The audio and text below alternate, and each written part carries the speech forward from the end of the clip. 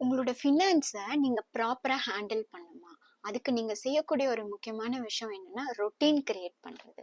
அது என்னடா ஃபினான்ஸுக்கு எப்படி ரொட்டீன் கிரியேட் பண்ண முடியும் அப்படின்னா, எஸ், ஃபினான்ஸை பொறுத்த வரைக்கும் ஒரு ரொட்டீன் ஜென்ரேட் பண்ணிட்டீங்க அப்படின்னா கண்டிப்பா சக்சஸ் தான். நம்பர் ஒன், டெய்லியும் எக்ஸ்பென்சஸை ட்ராக் பண்ணுங்க. டெய்லி என்னென்னலாம் செலவு பண்றீங்கிறத நோட் பண்ணி வைங்க.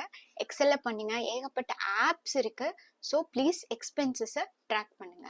நம்பர் டூ, வாரம் பட்ஜெட்டிங்க்கு கோல் செட் பண்ணுங்க.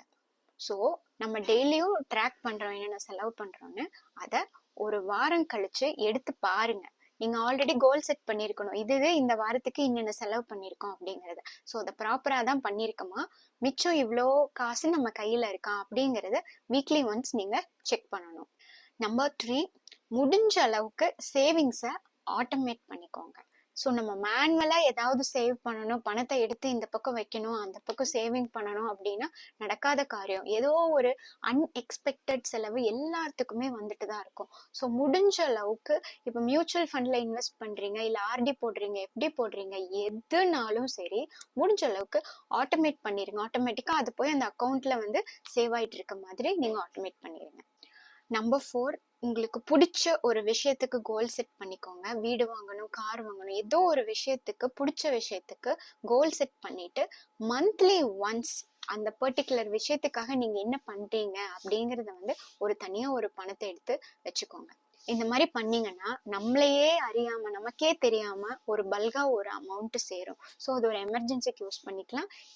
இல்ல அப்படின்னா நமக்கு பிடிச்ச விஷயத்தையும், நமக்கு வீடு வாங்கணும்னா நம்ம வீடை வாங்கிக்கலாம், இல்ல நமக்கு கார் வாங்கணும்னா வாங்கிக்கலாம். ஸோ நம்ம என்ன வேணா பண்ணிக்கலாம் அந்த பர்டிகுலர் கேஷை வச்சு. நம்பர் ஃபைவ், இன்வெஸ்ட்மெண்ட்டுக்கு இம்பார்ட்டன்ஸ் கண்டிப்பா கொடுங்க. எதுல வேணா இன்வெஸ்ட் பண்ணலாம், பல்கா கொண்டு போய் ஓன்லயே இன்வெஸ்ட் பண்ணிடாதீங்க. பட் வந்து இன்வெஸ்ட்மெண்ட்டுக்கு இம்பார்ட்டன்ஸ் கொடுங்க.